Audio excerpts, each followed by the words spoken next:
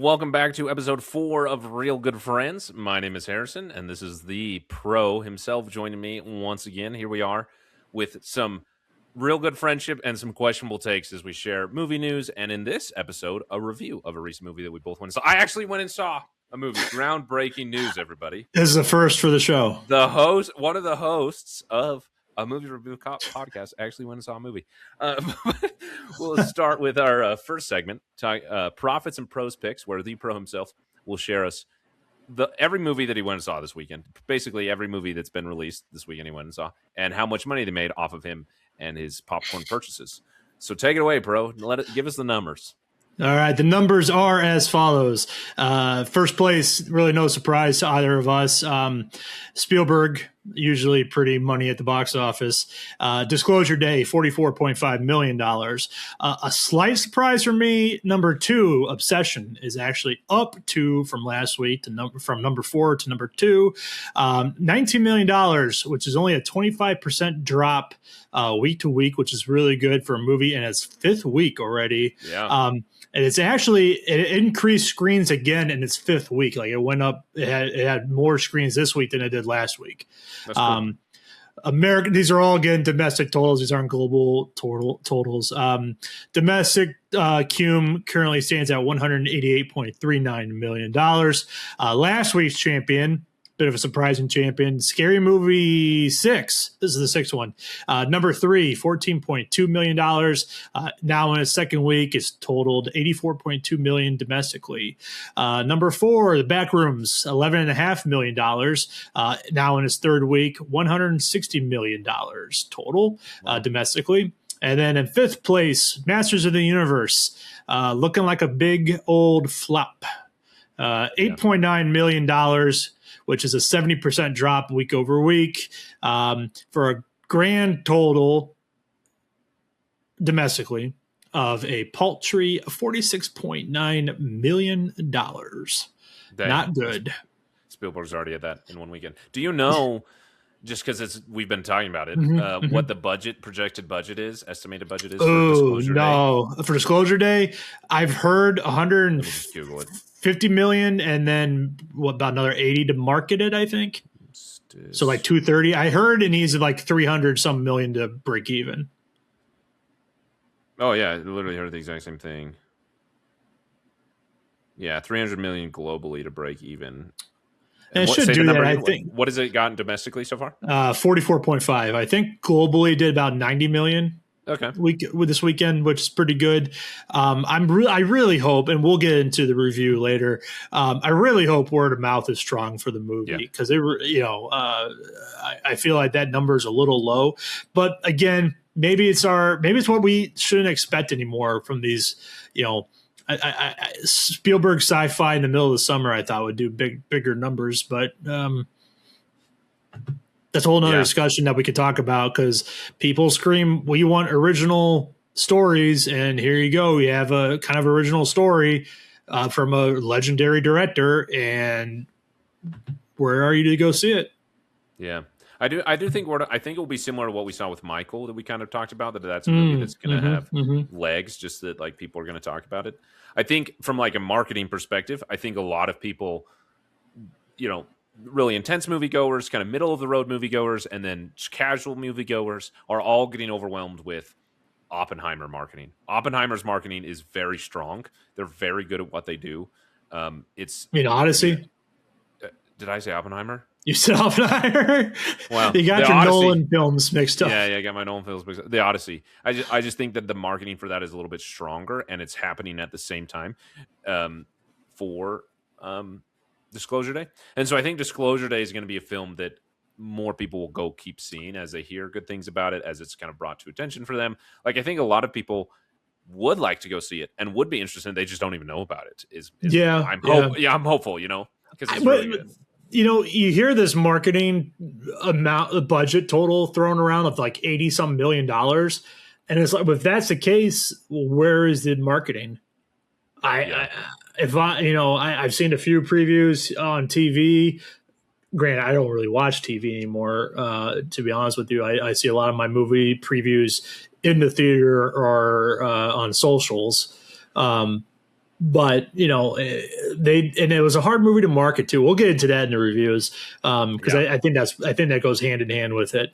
So now other notables. The other two new releases, which I would consider to be the widest releases of the weekend, Stop That Train came in at $2 million. I believe it was number 10 for the weekend. And spoiler alert, one of my favorite movies of the weekend, The Furious, came in at $2.8 million, number 9. My theater was pretty busy. Really? My showing was very busy for it, and I was very happy to see that. Yeah. That's sweet. I'm so jealous.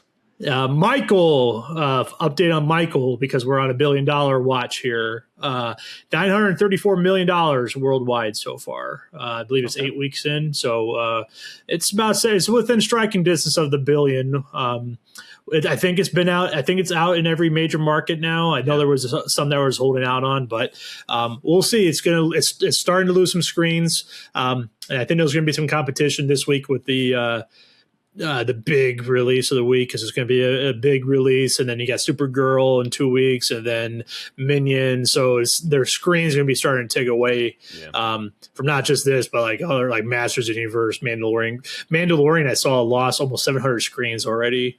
Just this week alone in its third week, so not looking good. So yeah, that's your box office report. This week coming up, we have Toy Story 5, which we'll talk about that next week for the number 1 at the box office. The Ocean's 11 25th anniversary re-release, special Fathom event. Coming out this weekend, and one that I'm really looking forward to, and I think you are too, The Death of Robin Hood is out this weekend. So looking looking forward to that. Jumping ahead to Pro Picks. This week I saw 3 movies. I will wait to give my disclosure day review because we saw finally that we both saw. Yeah. Last Tuesday, I saw the movie Power Ballad with Paul Rudd and Nick Jonas.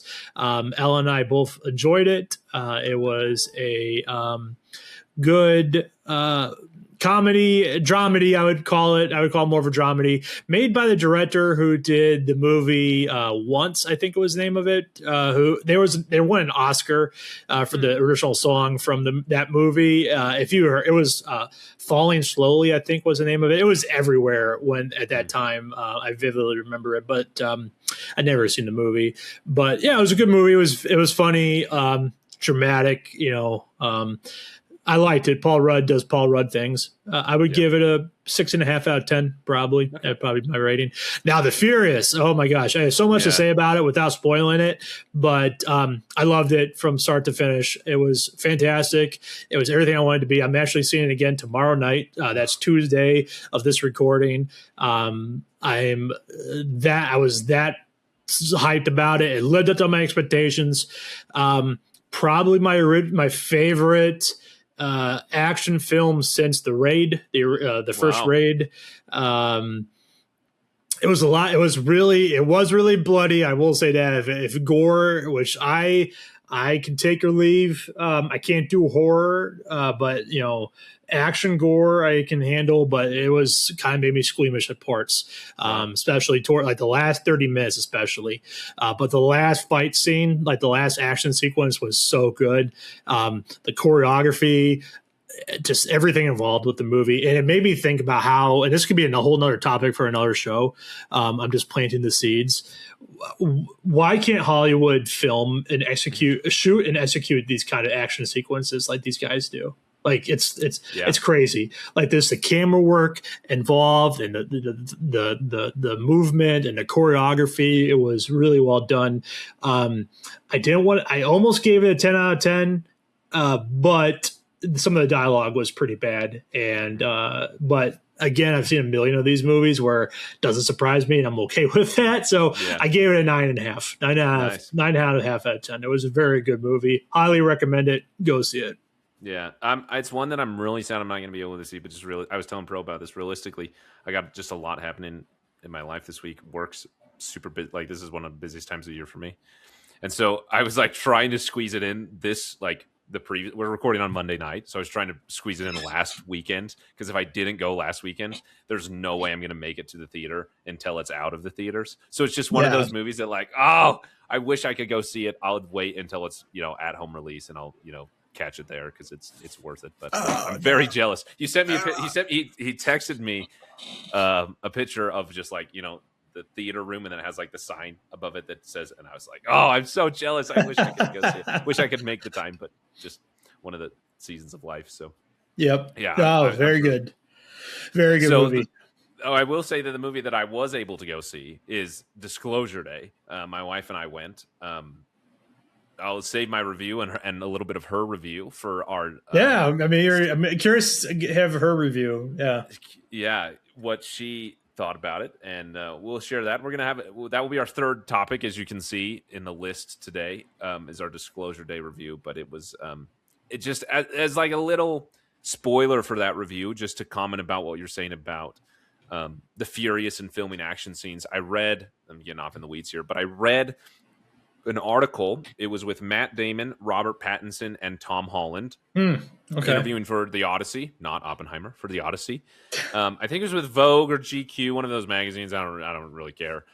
But the reason that I'm bringing it up is that it was really interesting how much Tom Holland talked about working on The Odyssey and working with Christopher Nolan and working with his entire team influenced how Spider-Man Brand New Day was made. Interesting. It gave me a lot of hope for Spider-Man Brand New Day. Long story short, well, first, he called the producers at Sony and said, I have a chance to be with Christopher Nolan on The Odyssey. We have to push filming for Spider-Man Brand New Day till later. And they respected Christopher Nolan enough that they did that. Like that's how much people respect Christopher Nolan in the business. And I think, as a side note with this, one of the cool things that is really important to understand is that they respect him because they know that he's under budget and on time or early every time. He's never been late. Yeah. So, like, all the things that we don't see behind the scenes that they care about, that producers are aware of, that producers understand on a different film, I don't know if they would have given Tom Holland permission to film later, but knowing there was Christopher Nolan and they were going to end on time, I think they let it slide. But okay, so I'm off in the weeds here. Get back to Tom Holland, which is still in the weeds.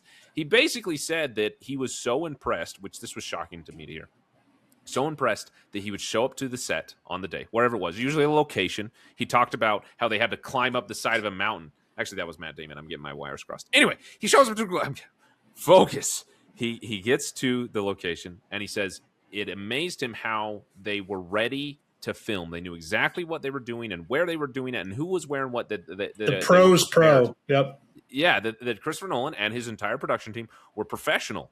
And how committed they were to doing it right on set. And he basically called the director and called the producers at Sony, which I think is really cool that an actor would take this upon himself. And he said to them, we've got to do this like Christopher Nolan. We're not going to go to set and figure it out there. We have to know what we're doing beforehand, which I think a lot of studios do that, where it, figure it out on set, figure it out in post, figure it out when we screen test it with a test audience, and and then do a million reshoots. Reshoots, and we re-edit it and we recut it based on screening feedback.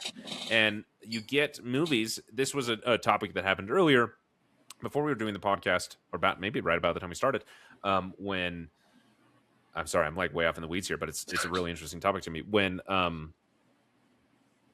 what was the movie? The Devil Wears Prada 2. When the trailer for that was released and kind of the beginning of its marketing, people were comparing screen grabs from the trailer to the original film and how different the lighting was and how, like, just baked with light the actors seemed in the second one. There was basically, they just got a million lights on set, blasted them with it, that there's no, like, lighting choices, that the cinematographer is only making decisions from a lens and a framing perspective and a blocking perspective, and that the cinematographers have lost all decision making when it comes to lighting. And the reason for that is that producers and studios, they want to be able to control the lighting in the edit room based on viewer feedback and screen testing it, and they screen test it into oblivion and all these, like, dumb decisions. And it's interesting you bring that up, because I read a controversial take I felt at the time, where I can't remember who said this, but they said producers and directors should not, or executives should think of audiences last when making a movie. And it kind of goes hand in hand with what you're saying, like, I think that they audience test too much.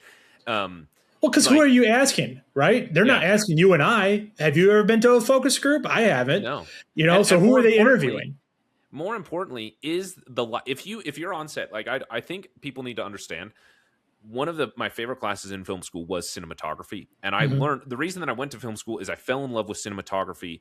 From what I understood was the control and perspective and use of lenses and focal lengths and blocking. There's a lot that goes into it that people don't realize, and all that, like all the stuff that you think of that, like what you look at, and that's what's so great about Spielberg. Like that's stuff I was going to talk about in the show. Right. So I promise this connects.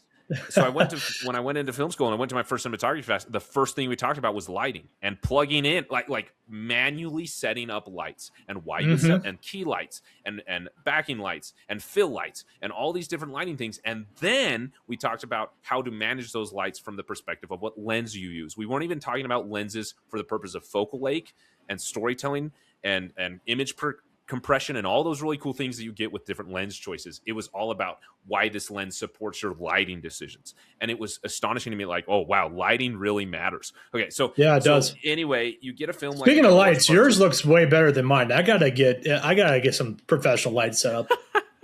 Like I just have this terrible, like it's like I have like an angelic glow to me. Like I mean, well, you're the pro, you're the Italian pro. You got to have your halo. So, one last comment about the Furious, because your article that you brought up made me think about another article that I read about the Furious. I read that the final fight sequence took 18 days to film. That's how nuts it is. Like almost 2.5 weeks of filming for that final fight sequence. Yeah. So that's the type of stuff. I'll wrap up what I'm saying here with basically, like, that's the type of stuff that when I was watching Disclosure Day, I was like, wow, I miss this type of filmmaking. Oh, yeah. It feels like even something like the lighting is artistic and intentional. And it's not consumer focused. It's not audience focused. It's story focused. Yep. It's artistic focused. It's done with vision. And the thing is, this is the thought that I kept every single time. So I'll save more of this for the Disclosure Day review, but I promise this connects to what we're talking about. Every single time one of the lighting decisions in the Disclosure Day impressed me, the thought that I had after I thought, wow, that's really great lighting. The second thought was, you don't get that type of lighting when you figure it out the day you're filming. You get that type of lighting when you know what you're doing beforehand. You have to prepare for that. You have to set it up. You gotta practice that. You need your cinematographer to know how the lighting affects based on blocking and camera movements. And do you need a moving light? What types of rigs do you need? What types of lights do you need? What lumens are you setting them to? Like rigging. You need the grip on set. You need power figured out. Like there's a lot of logistical things you have to get that really cool shot. So all this to say, I think it was so cool to see a film that respected the art of filmmaking. Felt very process cool. of that. Yeah. Yes. And then combining that with how confident I am that Christopher Nolan does that, and then how much sway Tom Holland was able to use from that experience to influence a film like Spider-Man Brand New Day. And that at least if you just go back to that director, the Odyssey, but at least the article gave me hope that the producers respected his input and that they cared about that. Like I've been kind of down and worried about Brand New Day. And why, brother? It encouraged me. And Shang-Chi is one of the top 5 MCU films. The same director. Like it's in good hands. It's in good hands. So anyway, all that to say, I don't know what I was trying to say. I saw the Disclosure Day, and it made me excited about filmmaking. No, I had we're getting ahead of ourselves. Yeah. So before we get into Disclosure Day, which I kind of pushed us into, I apologize. I'll reel back my excitement. Can you tell that I saw a movie and I'm excited to talk about it? We'll reel it back because we're real good friends here. That was a horrible pun. And we'll talk about I loved it. The second segment here, which is just theater etiquette. Pro requested to talk about this subject. Yeah, I brought this up. You had a bad experience. I had a very bad experience in 2 of the 3 movies I saw. But I got prompted by this first one. So Elle and I went on a Tuesday night to see Power Ballad. And when we showed up at our theater, we had bought tickets the night before. And we showed up to our theater, and the power was out at our theater. And so I'm like, oh, great. What do we do? Nobody called me about a refund. Nobody said anything. So that's getting beyond the point. I bought tickets for a second showing at a different Cinemark at like 10 o'clock at night. And this is a work night, and it's like 30 minutes from our house. So like I didn't get home till like after midnight and in bed till like 1 o'clock in the morning. I had to get up for work the next day. But I didn't think it was very busy. It's not a very popular movie, and we're at this, smaller theater. It's not going to be very busy. We show up. There was one other person in the theater, and during previews, in walks these 4 people. I didn't catch their age or anything like that. They walk in, and I'm not exaggerating this when I say this. The minute they walk, I could hear them coming up the ramp.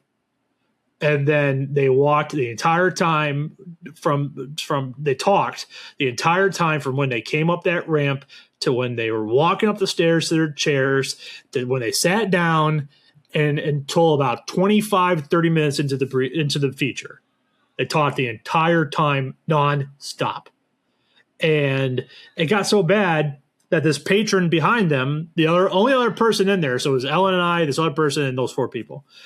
They left the theater. I was like, oh, they must be going to the bathroom or something. Whatever. They come back with a Cinemark employee who came back with so a lot of the theaters up here will have like, I don't want to call them off-duty cops, but they have cops here to like patrol and make sure everything's good. Because there's been some incidents at some of the theaters around here with like groups of teenagers getting together and stuff like that. So she came back with the employee, and the employee came up the stairs and told them to shut up, basically. And movie was over. They left. Ellen had to step out. I stayed behind, and I thanked this person for doing what they did. I said, I go to 1 million movies a year. I said, that's not an exaggeration. It seems like it is, but it's not. I promise. She says, I said, nobody has ever like stood up and said, went and took matters in their own hands like this.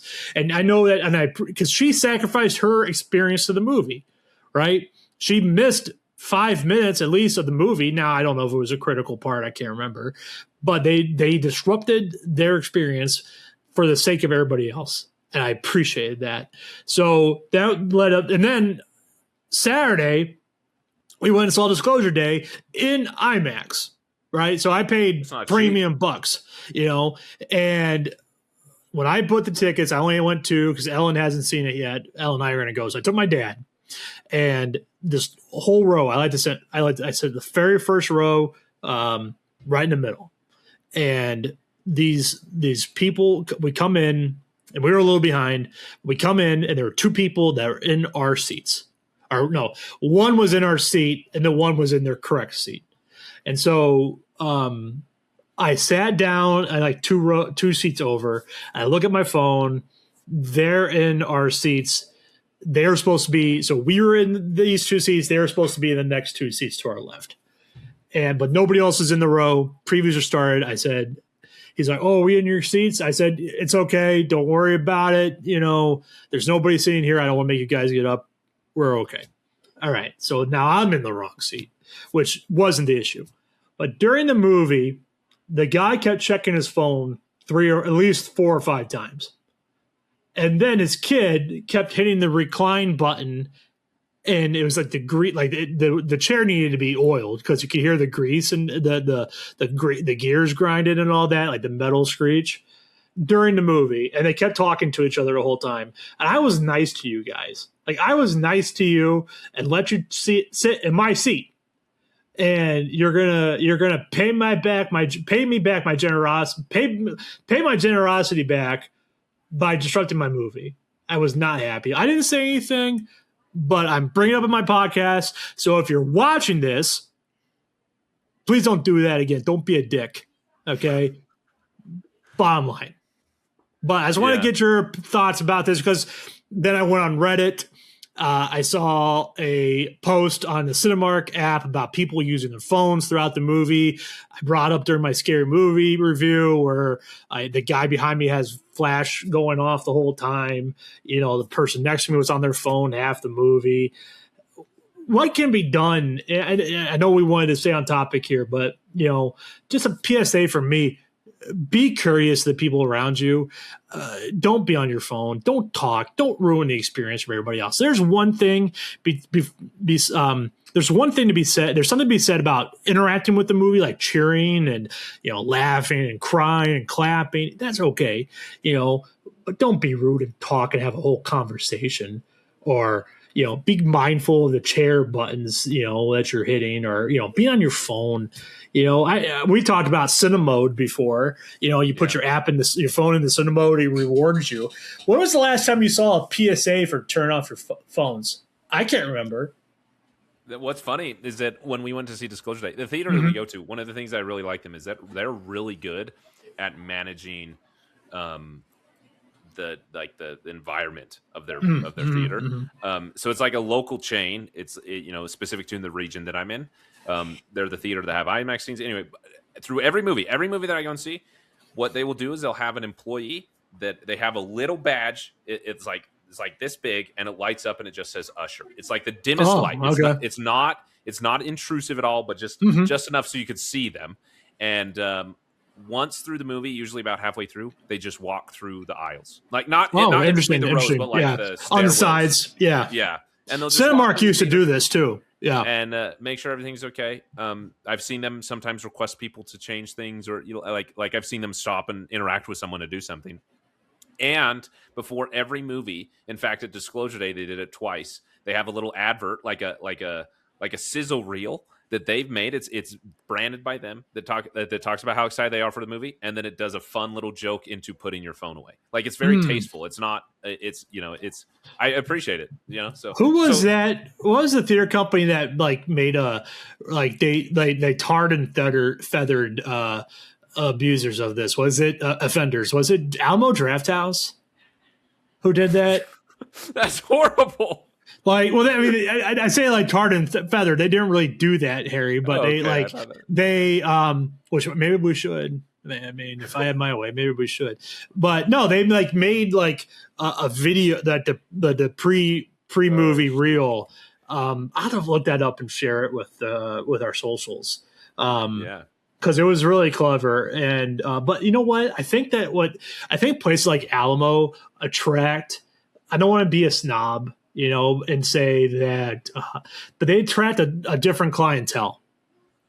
I mean, people who respect the movie going experience, and people had to be taught this. And I feel like this is a byproduct of COVID, where people just don't respect it anymore. Like, they don't respect the movie going experience for other people. You don't do it when you go to people do it at concerts. When you go to an actual play, like a theater production, right? Like, where I live, if you don't know, I dox myself just about every weekend with my Cleveland shirt. We have the second largest performance space outside of New York in America. Wow. Playhouse Square. Famous, a lot of Broadway productions come here. It's a big to-do. Everyone goes and they have a really good time, and people know to be quiet and let the people experience the production. And people just don't have that same appreciation at the movies. And it's really sad, and I don't know what we can do. I mean, I talked to you about starting our own company or a business about, what can we do to entice people?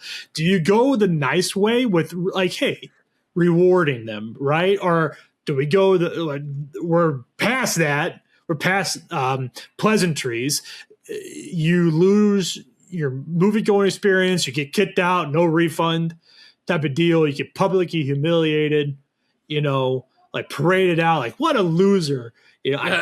That's too mean, but you know what I mean? Like, how do we combat this? And I know that's not going to happen in this discussion, but what do you think? What would you do? I think it's interesting. This is not, obviously it's the first time on this podcast, but even before we started recording this podcast, when we just talked about movies, you brought up negative experiences. You're plagued by them.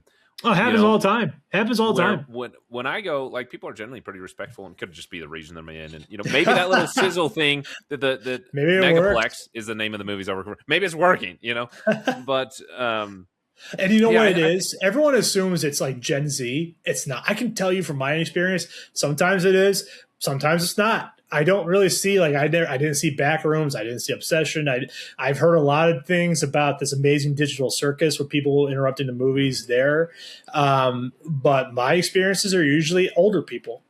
Like Yeah. that guy that sat next to me on his phone at Disclosure Day, his kid was with him. He was an older, like 10-year-old kid, so he was probably in his late 30s, maybe early 40s, like close to my age. Um, we're not Gen Z, so it's people of all ages, offenders of Yeah. all ages doing it. It's not just a generational, one generation. I think it goes beyond movies. I think it's just kind of like a general lack of respect for each other. Oh, We've for kind of sure, for lost sure. We that, got like away just in with it, yeah. general. And And Ellen asked me especially this people just get away question. with things. Yeah, Ellen asked me this question. She was like, "What do you think this contributes to?" And we think about everything that's been eliminated, right? Physical third spaces have been eliminated. You don't go to the movies anymore. Back when I was a kid, we used to have this dance. Like there was like a teen Yeah. club that you used to be able to go to every Friday night. Bowling. You remember like you would after dark. It was like the strobe lights and like glow in the dark, and it was like $10 all night bowling or whatever it was. It was so cool. But now all these kids, especially not just kids, but like adults too, we're all being isolated in our lone little bubbles because everything's in your house, streaming, grocery delivery, Amazon, like everything comes to you. You don't go to it. You work from home. Like, you don't go to an office. And I'm not advocating for that because I think you can have both, right? Like we should be able to work from home, but you should also have respect for your common man in person and enjoy their experience. Mm-hmm. Playing games. I was telling Ellen, and you might be too young to remember this. I don't know, or you may not have been a gamer. We used to get together to play with each other. You'd have to bring over your Xbox and a LAN TV. parties. Yeah. LAN parties. Yeah. And you don't do that anymore because you can just boot up your Xbox and join Xbox Live and connect over the internet now. And I'm not trying to sound like a boomer or anything like that, but I do feel like that's kind of eroding decency and respect. Yeah. But yeah, I just think like even all this stuff aside, because it is like when you first brought this up, I was like, oh, is Pro gonna get on his soapbox and complain that someone like pulled out their phone during the movie and then like put it away? Because like sometimes I have to do that, like, oh crap, my babysitter texted me, like, let me turn down the brightness real quick. Like I try to do it extremely respectfully. But like talking through a movie is like on another level. That's just really such an interesting choice. Like for yourself, like take out the respect for other people. Just like go and be present in something. Yeah, that's the biggest thing. Like don't be on your phone. Choose to not engage in the distractions that suck you in literally every other time. Let a movie suck you in. Between my two pictures this weekend, my two movies I saw, I spent probably $40 on tickets just for four total tickets. Maybe it's a little bit more. I can't imagine being on your phone for half that time when you paid like $30 to get in, and then like another $20 for popcorn and drinks. Like I can't imagine you paid all that just to be on your phone, but you could do at home. Then don't go. If you're going to be that, don't go. I know I try to get people to go to the movie theaters, and this is kind of what I wanted to bring up in the Disclosure Day, so I'll wrap it up on this because I want to save more time for that discussion. I don't go if that's how you're going to act. Yeah. So, wrapping up there, let's talk about the other side of this experience. I think from what we've kind of alluded to each other, the extremely positive experience that we both had seeing the film that is Disclosure Day. Wow, like I said, when the film was first announced, I was like, whatever, it's Steven Spielberg. Like I was just kind of teetering. I'll respect it for kind of the legacy thing that it is, but I'm not totally interested in it. And then I saw another trailer, and it immediately sold me. And I thought, wow, does this, from a story perspective, look incredible? The story is what hooked me. And then I went to the film, and the story was exceptional. I love the story. I thought it was pretty well written. There was a lot of moments that in particular I thought were exceptionally well written, even if the moments around it weren't as super good. Like there were moments that were really, really impactful. And I thought, wow, like this is Steven Spielberg being someone who knows how to write movies and write stories for the world. If you can understand what I'm saying. that he's older and he's disconnected and connected in different ways than he was when he was making Indiana Jones or Jaws or War of the Worlds or Minority Report. But there's still those moments where, like, yeah, you're Steven Spielberg and you know how to deliver a message to the world, and so all of those things were amazing. And then the final part of my review is that I was blown away by my enjoyment of the filmmaking process that I was not process, because I'm not involved in the process, but the evidence of intentional, skillful, artful filmmaking was not something that I expected to enjoy as much as I did. But there were moments of the film where, as much as I was enjoying the movie and the story, I was being blown away by the work that went into crafting what I was seeing and hearing. And I thought it was this is spoiler free. We want to keep this completely spoiler free for sure. Yeah, like this movie in particular, I don't want to spoil for you. I don't want to spoil a thing. There's so much about it that it's not even that like a spoiler. Spielberg himself did that too. Like all the marketing with it, he deliberately left everything out of the third act. And it's not necessarily because there's something about the plot that, like, oh, this twist, you gotta. It's like not knowing what's coming allows the message of the story to be told well, and I want to respect that. But I will just say, so this is non-spoiler free. If you get to the scene where there are two individuals, a man and a woman, with dark hair in a house, it's kind of raggedy, a raggedy house.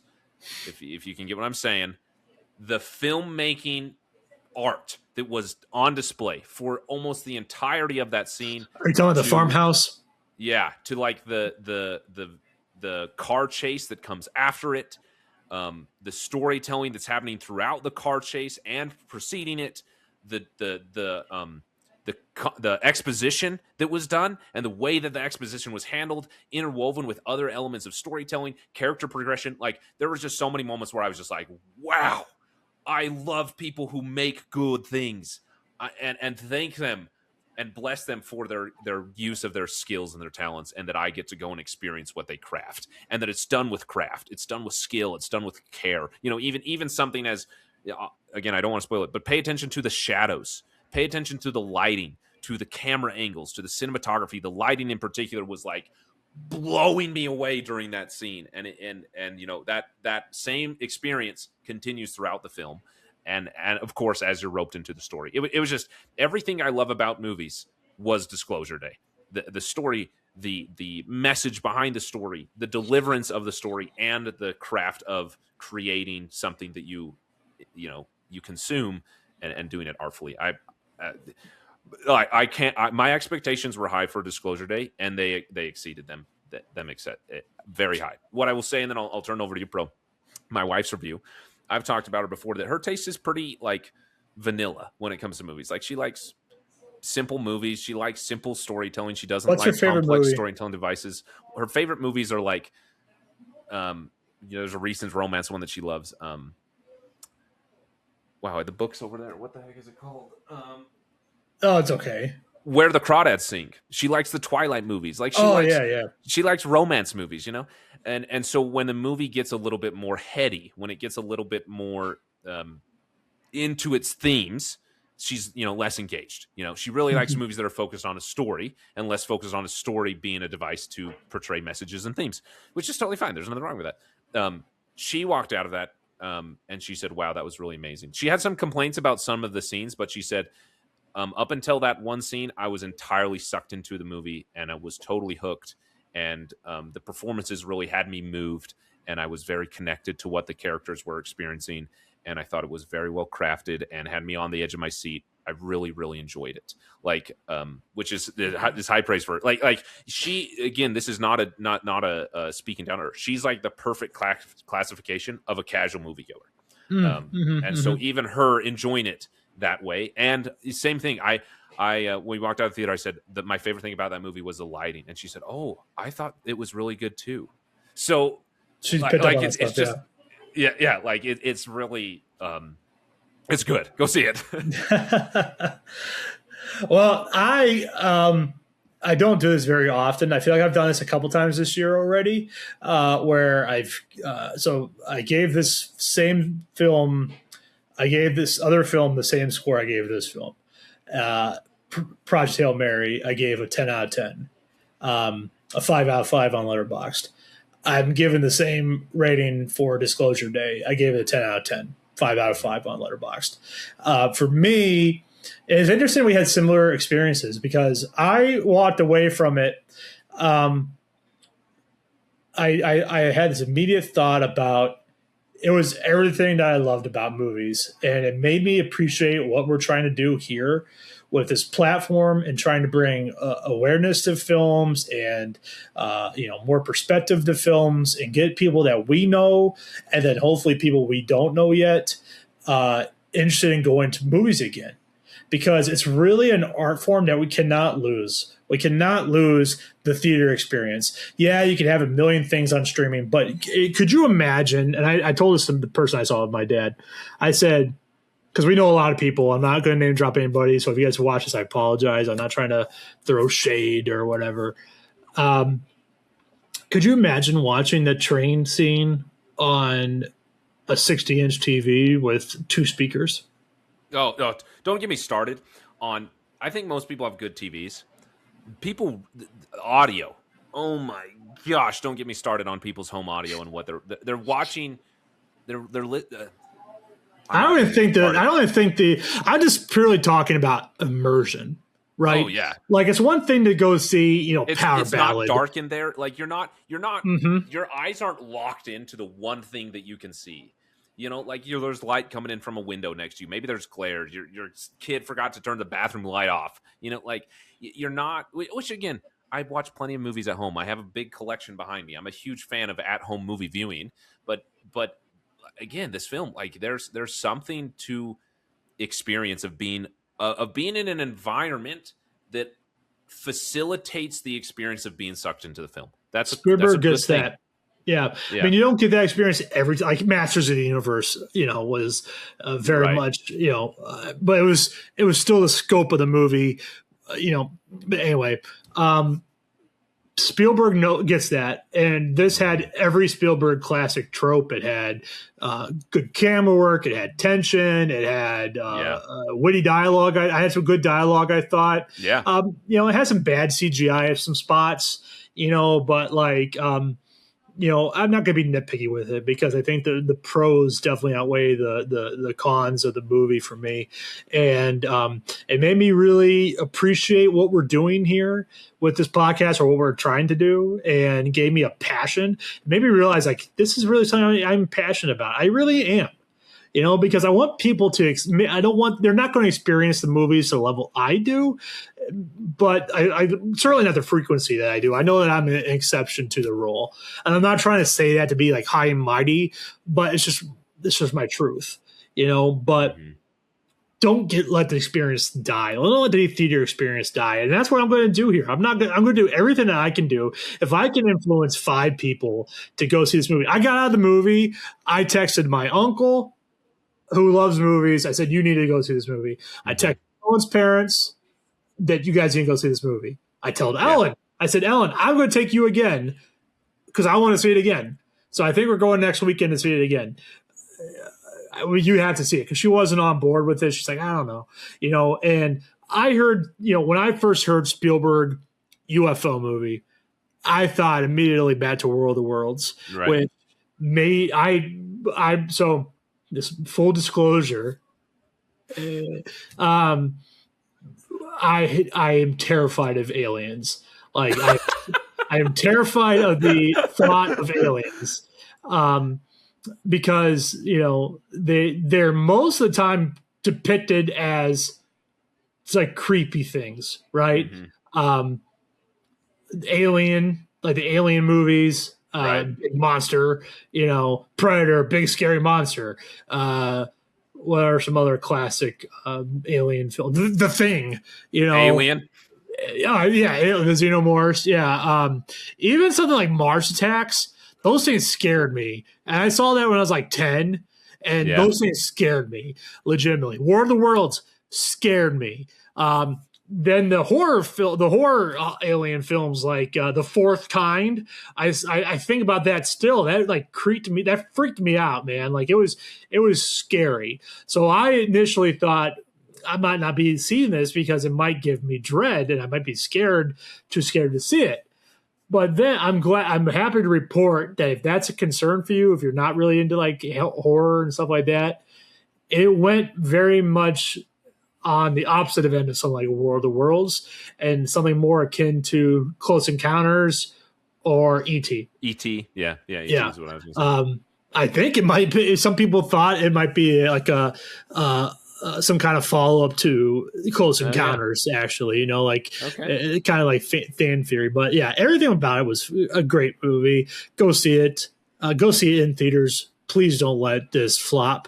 Go see it. Just go see it. It made me. It was everything I loved about movies. Like the train scene was great. The whole third act I really enjoyed. Yeah. Emily Blunt was so good in the movie. Josh O'Connor was good too. Josh O'Connor was exceptional. Coleman Domingo, Colin Firth as the villain, like he was. Yeah. And there were a lot of layers to him too. He's is he working for somebody? But then, like, he has like a nice. I felt like he had an interesting journey along the way. It didn't really it kind of held your hand in some spots, and it was kind of like the message of like empathy was over your head, right in your face, and they had very classic Spielberg tropes like John Williams music and bad evil organization. Indiana Jones and Nazis, like the musical cues were kind of like similar, so a lot of it was very similar, but very good. I would go see it. The thing that I'll say one last thing, and then we can move on to our final topic about like particularly going and seeing it in a movie theater. Like there's a lot of reasons I can campaign for the theater experience. I think people should just watch this in any format that they can. Because I did the exact same thing. As soon as I came home, I called up my parents and said, you guys got to go see this movie.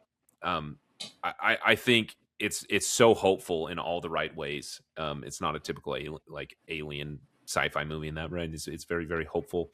But the experience... It's a very relevant message to today, what we're going through today. So that knowing... Like, here's the interesting... When a movie comes out or a TV show comes out and you go back to work... And like, let's say Stranger Things came out, or what's the movie that was on the TV show that was on Apple TV? Silo, Ted Lasso. No, the one where they're in an office building and Severance. Like I would go to work and we talk to other people about Severance, and it was like, oh my gosh, like you're like really in it together. But there's still this weird disconnect of like. Their experience is different than mine, and I'm not totally sure what their experience is. But when you go to a movie theater, this is the experience that we walked out, right? So we all go out the movie theater. We all go out, everyone goes to the bathroom, and then you all walk down the stairs, and we walk out the doors. And as we were walking out the doors back to our cars, I heard other people talking about the movie. I heard them talking about things they liked or didn't like, the message. People were talking about the message. Like if you know me and you know the Basement Binge, you know how cool that is to me. Not a lot of people do that. When you walk out of the movie theater, most people talk about an actor they didn't like or the story or plot holes. People like finding plot holes in movies for some reason and discussing them, which is a weird quirk to me.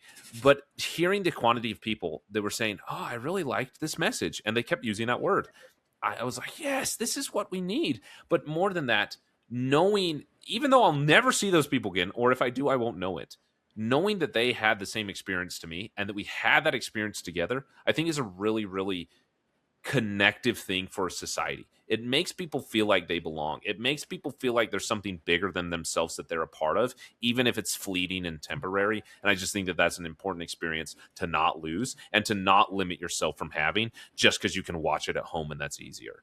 I think like it is inconvenient to go to a movie. It is inconvenient to spend money. It is inconvenient to get a babysitter or whatever it is. And there's part of that investment that allows it to be extra rewarding for being a part of something with other people, even though you're just sitting there, like you're not doing anything, just sitting there. You have to let it go back to phone etiquette. You have to let it be that experience. Yeah. Anyway, I just think that that's a really good thing for society at large. It's a very important piece. And of this society. is a good film to do that. I feel like the film and in the environment of a film, like it sucks you in. It even if it is kind of typical and what we've come to know. They're there because they work. It has a Johns Williams score that cues a certain way when the hopeful message comes along, and cues a certain way when the villain arrives, and like drags out your suspense when there's something tense happening. Like it guides people through an experience together, and that's a good thing to have. So that's what I'll say about that. It's a great film. It's extremely well acted. It's well directed. The cinematography I cannot praise enough. I was absolutely floored by the cinematography. I could not handle how well it was done, not just from a look perspective, from a lens and a framing and a blocking perspective, but truly from a lighting. There was a shot in a car where it was like a tracking shot almost, but then it kind of like you saw the driver, and then it kind of like shifted perspective to the outside of the car. It was so well. I was like, wow, that legitimately gassed my flabbers. Yes. And then get out without spoiling. There were some cool shots towards the end of the film too. I think you know what I'm talking about. From one thing to the next, and they're getting from one place to the next place with a certain vehicle. Yeah. There's a lot of just really, really well done shots, and of course there's that moment in the little farmhouse thing that I talked about, where the lighting and shadows are like jaw dropping exceptional. And then there's other moments where you're not necessarily going to notice, but it's just still very well made. It's well crafted, and that carries over throughout the film. And if I may, one more shot that I liked a lot. It's actually been in the previews. But I won't spoil it. The big reveal, where was one thing, and you saw it on one perspective, and then it panned over, and the second perspective was the actual thing. Yeah. I'm being very vague. I'm hoping you're picking up on it. It's in the previews. Yeah. Yes. I hope you're picking exactly the reveal. It has to do with eyeballs. Yeah. That camera work is so, you don't get that by accident. You don't show up on set and be like, hey, you want to know what would be a cool thing we could try? Because there's a lot of visual effects involved in that as well. Yeah. This is all CGI. Yeah. I thought that was the one other scene that I want to call out, and it's in that car chase after the farm. There's a person that's holding something, and then what they're holding reflects. It was. Oh, that they pulled that off in the middle of a car chase, in the middle of the tension that they're pulling it off in, and like I like what that. I hope everyone who saw the film knows what I'm talking about. There's an individual who's holding something, and then there's a reflection on the thing that they're holding, and it's so good. Okay, so before we keep going, let's continue our love for filmmaking when we talk about our next topic here, which is our top 5 Steven Spielberg films. This is going to be hard to rate. If you need a reminder, here's some heavy hitters that Steven Spielberg has directed. I'm just going to scroll through. I'm not going to read them all, but here's some: Jaws, Close Encounters, The Twilight Zone, E.T., Raiders of the Lost Ark, Temple of Doom, The Last Crusade, Hook, Jurassic Park, Schindler's List, AI, Minority Report, Saving Private Ryan, and Catch Me If You Can, The Terminal, Munich, Lincoln, The Adventures of Tintin, depending on your preference. Ready Player One, West Side Story, The Fabelmans, Disclosure Date, right? There's a lot of really good films in here. So, Pro, have you decided on your top 5 for Steven Spielberg to close out our episode here? It's really tough, man. It is. And this might be a hot take because there's a movie. So do you want to go 1 and 1, or do you just want me to get my whole list? Yeah, let's go like number 5, number 4, number 4, number 3. Yeah. Yeah. Number 5 for me was The Fabelmans. Wow. I love that film. It was one of my favorite films of that year. I saw it solo because Ellen wasn't really interested in it. I related a lot to it. Now, obviously, I didn't take the same life path that Spielberg did because it's a semi-biographical movie. It was inspired by a lot of his life and his upbringing, and seeing the kid being inspired by movies. Like, this person loves movies. I also love movies. Like, I related so much to it, and it was well acted. Like Dano, was it Paul Dano? Yeah, Paul Dano was real. I liked him. I just liked everything about the movie. I really enjoyed that. So might be a little surprise. It might be my top 5. But what's your number 5? Number 5 for me is The Last Crusade. Oh yeah. That's an honorable mention for me. I just love The Last Crusade. I will spoilers here. This is my only Indiana Jones pick in the top 5. Not even Raiders. Okay. I have to. There's a nostalgia that I have for The Last Crusade. Also, Sean Connery helps a lot in that film. My brother and I quote only the Sean penitent Connery. man shall pass. Yeah, like we just love Sean Connery specifically as Indiana Jones' dad. I think he's exceptional in the film. So yeah, The Last Crusade. It's number 5. All right, what's your number 4? Number 4 for me, I have a really hard time deciding between these two, and I'm going to let nostalgia take one to number 3, even though maybe it should be at number 4. You know what I'm saying? So the number 4 that gets booted down by nostalgia is Catch Me If You Can. I love that film. The first time I saw it, I did not know that it was directed by Steven Spielberg. I didn't even I expected it to be kind of come like B movie. I don't know. Like my expectations were exceptionally low for this film to be a Tom Hanks, Leonardo DiCaprio, Steven Spielberg film from the early 2000s. I didn't know that's what it was. Blew me away when I saw it, and it's just a lot of fun. It's very well directed, very well performed. Yeah, I love Catch Me If You Can. Number 4 for me might be a little surprising again for some people, but it's one of these movies I can't. I think when I describe it, what you probably know. Schindler's List for me was number 4. I don't doubt it. It's probably the best film of the 5 that I have, or technically, spoiler, I have 6 on here because I put a tie at 3rd because I couldn't pick, so I just put them both down. So I technically have a top 6. Sorry. But Schindler's List was number 4 for me. I know that would be a lot of people's number 1, and objectively it is probably the best film of the list. But it's not one. It's the subject matter and what it goes into and what it does. It's not something you can watch all the time. You have to be like in the right mindset. I remember the first time I watched it. I went to Catholic school from kindergarten through 12th grade, so I graduated from Catholic school. We were my senior year of that school. Our religious teacher made us watch. We're going to watch Schindler's List. That's cool. So we watched it in class. He did this every year. So every other senior class, this was one of their tenet things that they did, and I was so moved by the picture. It was such a well-made, well-acted film, but it's such a dark and tough subject matter to address that it's not something I want to rewatch a million times. So that's why I think it might be a little bit lower on the list, but objectively of the list, it's probably the best made, the most well-made movie. Yeah, I can concur with that. What I will say before I share any more of mine is that 2 films that probably should be on this list for me, Saving Private Ryan and Schindler's List, are just not, because for me, growing up the way I did, I was not exposed to those films. When I think about Steven Spielberg, I think about E.T. and Indiana Jones and Jaws, really kind of fun summer blockbuster things that you can watch really easily.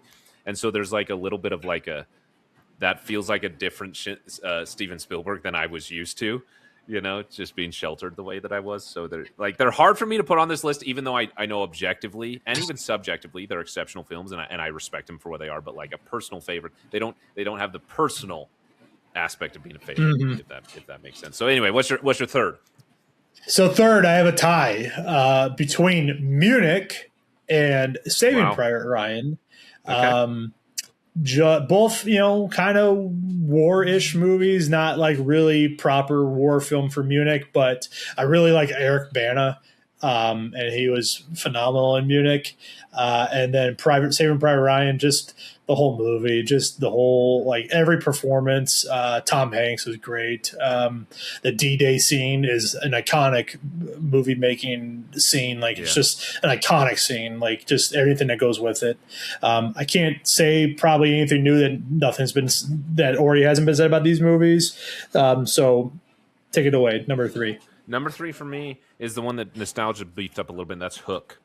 I just love Hook. Oh, yeah. It's one of the films that helped me fall in love with Steven Spielberg, helped me fall in love with movies. Rufio. Yeah, I just love Hook. It's really it's a great kids movie that it sticks with you when you're not a kid and you can watch it as an adult, and it still is impactful and like in different ways. Like I think how well Steven Spielberg is able to make a movie for children and make a movie for adults at the same time, and do so both with the utmost respect for both of those experiences. It's not speaking down to children. It's not diminishing the negative experiences of an adult. It's respectful to both, and that's not easy to do, and it does it very well in Hook.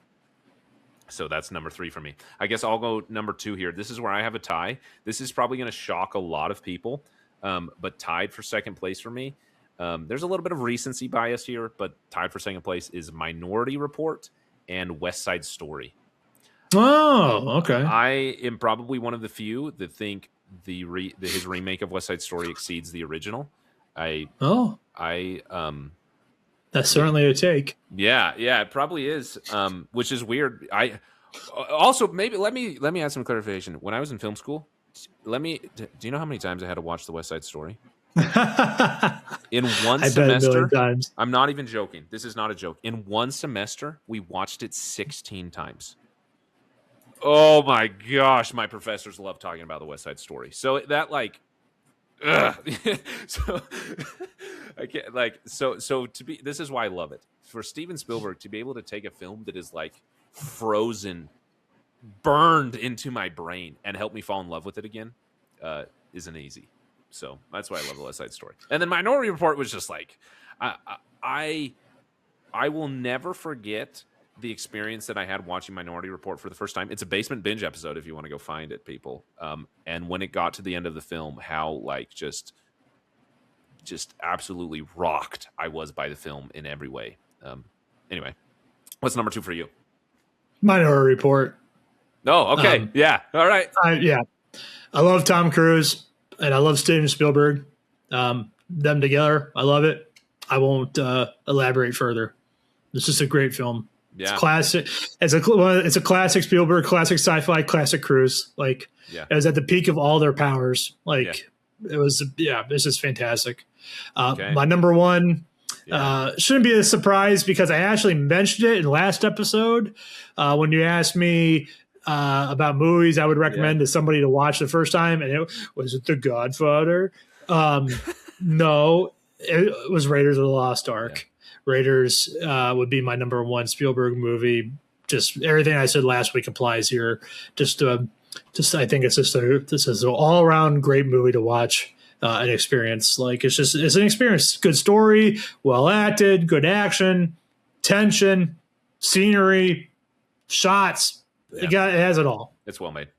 Visual effects like the face melting scene. Yeah, very clever. Fantastic. Okay. I feel a bit silly saying my number 1, but I'm going to stick to my guns. This is Disclosure Day. Let me preface here, but you don't know anything about me, okay? I'm just kidding. A very typical behavior of me, of Harrison, is to almost excessively, almost hyperbolically love something when I love it. And it's probably just my ADHD personality that like something becomes a recent hyperfocus and I love it more. But I've almost intentionally made a way of life for me that like, I don't know. We're really, particularly when it comes to like enjoying entertainment, we're really good at like telling ourselves that something isn't as good as something else and like taking it down from enjoyment. And I just kind of live by the seat of my pants. It's like, you know what? If Disclosure Day is my number 1 movie because I just saw it a few days ago, then Disclosure Day is going to be my number 1 movie. And maybe a month from now, I'll be like, no, it's not. But today, Disclosure Day is my number 1 Steven Spielberg movie. So, and I really we both let Jurassic Park off our list. I know. It was really hard for me to leave Jurassic Park off. But what I will say is, Jurassic Park's also hard for me to love. The same way that you're terrified of aliens, I was terrified of dinosaurs as a child. They gave me legitimate fear, and the movie did not help. Like, you know what gave me legitimate fears of dinosaurs? The 5 like shitty movies that came after the number 1, the first Jurassic Park. So yeah, that's why I have a hard time. Sorry, I interrupted your story.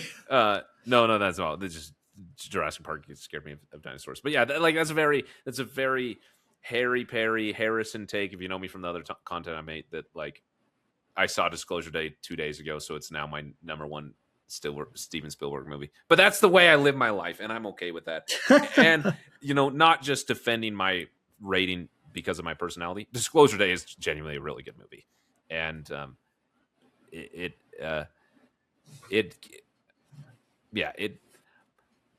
I love cinematography, and when something has great cinematography, it's hard for me not to be excessively in love with it, because it just is, it's something that connects with me, like deep within me, and it's hard to explain. But very, very few films connect with me in the way that a well cinematographed film does. And it's not like, here's the interesting, the film could be horrible. It could be an awful story, but if it's well shot, it will connect with me. So, yeah, I think the cinematography and recency is doing a lot of lifting for Disclosure Day, but that's all right. I'll go down in flames as an impulsive individual. So there we have it. Give us our close us out here, Pro, with our Godfather fun fact. Yeah. Paramount actually purchased the rights to the Godfather movie while it was still being written as a book. It was a 20-page outline by Mario Puzo at the time, and they bought it without the book being finished. Dang. And then the rest is history. That's some serious faith. They had a lot of faith in it. Yeah, Yeah, a lot of faith. But as always, be a pro, support physical media, and donate blood. Thanks for listening.